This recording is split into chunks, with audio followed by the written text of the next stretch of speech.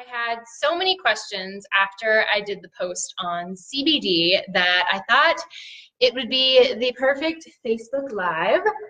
So today we're going to talk about recovery, but specifically I'm going to be answering a lot of the questions that you guys had around CBD. I'm super excited to be doing this in partnership with my personal favorite brand, which is Resilience CBD. So I'll tell you a little bit more about them later, but I do want to say, while I am not like the world's foremost expert in CBD, I think that I am exactly like a lot of you, which is that I heard a lot about it, but I didn't totally know what to expect or what it was. Was this just some way people were kind of like getting around using drugs?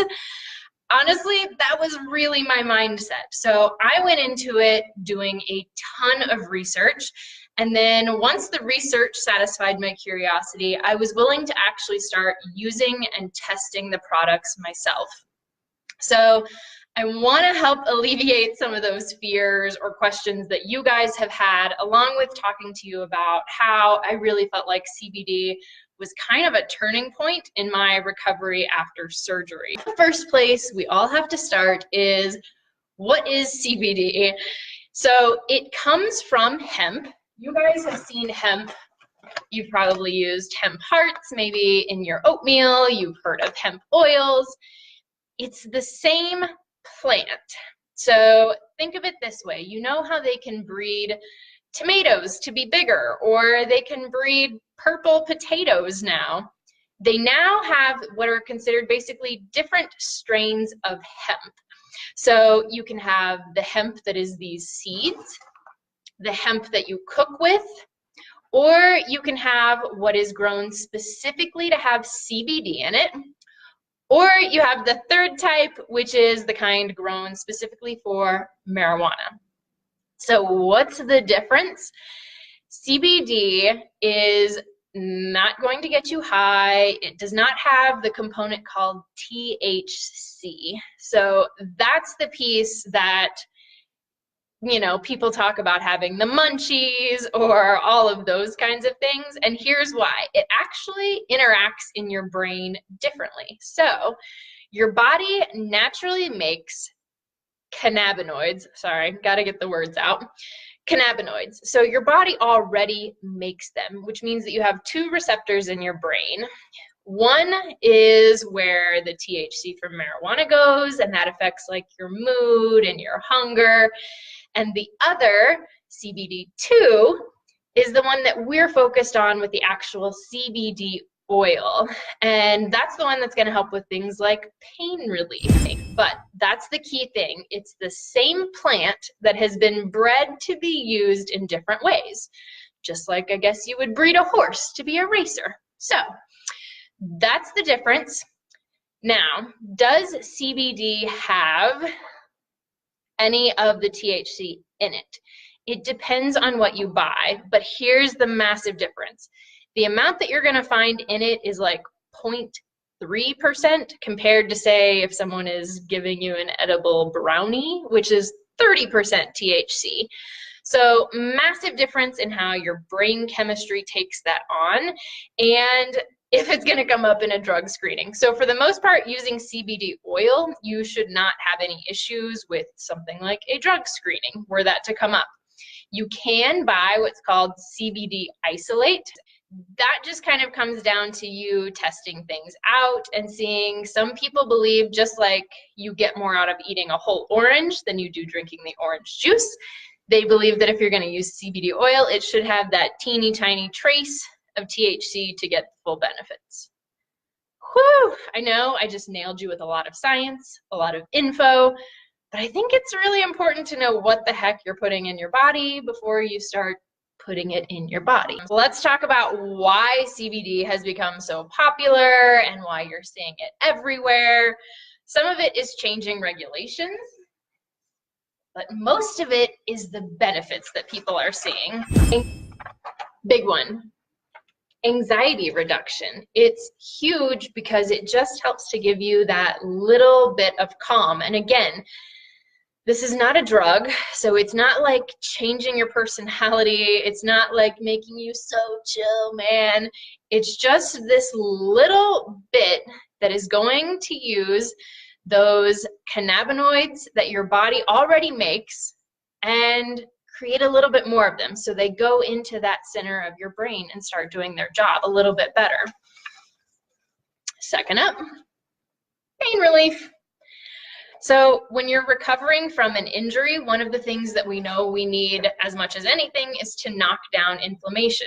But a lot of you are like me, I just don't like to take a ton of pain relievers or anything like that because they make me sleepy, or I just don't feel great on them, or I push my body too far.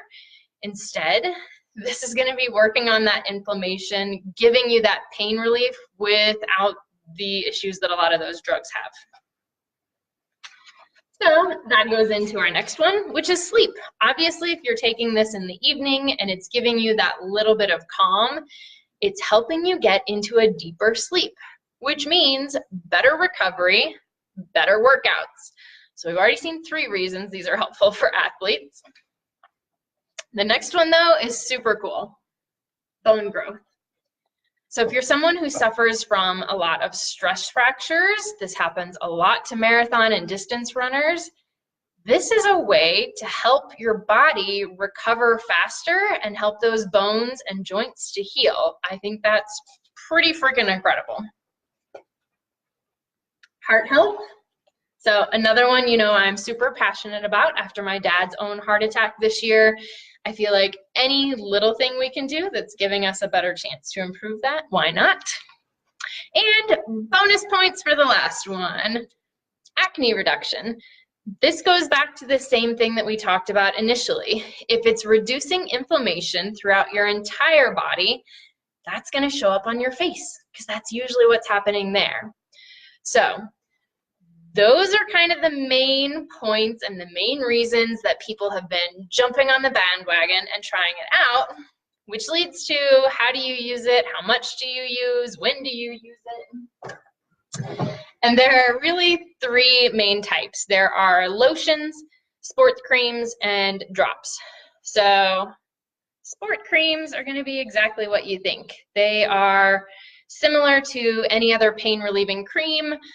They a lot of times have that menthol, so they're cooling, they're going into your skin, but they have the CBD component specifically to fight pain in that location and stress relief.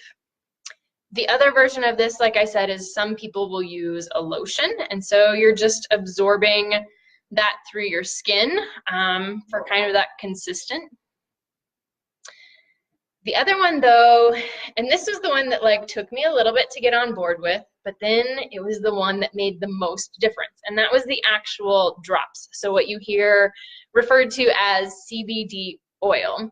So it is drops, that little dropper that you put under your tongue. So that's the key. You want to hold it under your tongue and basically let it dissolve into your mouth. And that's how it's really getting absorbed into your body. And the difference really in what you're seeing is, say, the pain cream is working locally on a specific issue, while the oil is going to be working through your whole body and helping to fight that overall inflammation. So inflammation is kind of one of my like big points. I started to think more and more about it after I got injured, because the faster I could find ways to help my body deal with that inflammation, the better I felt, the sooner I could start running. And for me, I was almost a year post-surgery feeling like I just wasn't quite getting to that next level when this Resilient CBD came into my life. And I know I sound like an infomercial for them, but mostly it's because I trust them and I know it's a high quality product. So I wanted to share my experience plus answer all your questions. So at the time I started using it, I, just like I said, felt like I was kind of plateaued post-surgery. Using it for consistently 1 week, so the cream on my knee and the drops every single night, I had my longest run pain-free in 2.5 years. And I do 100% credit starting to use that with it, because I didn't change anything else. I'm super cautious about doing one thing at a time so that I can actually give credit where it's due. Beyond that, fighting inflammation is all about eating the right foods, figuring out what things are working for you. It's spending the time on foam rolling, on stretching, on your cool down, on the dynamic warm up that I harp on you about nonstop. So this is just one piece of it, but it was one that I ended up finding super interesting. So I was really excited to talk more about it. The last thing, and you guys chime in with questions if you have them. I know you're there because I've seen you.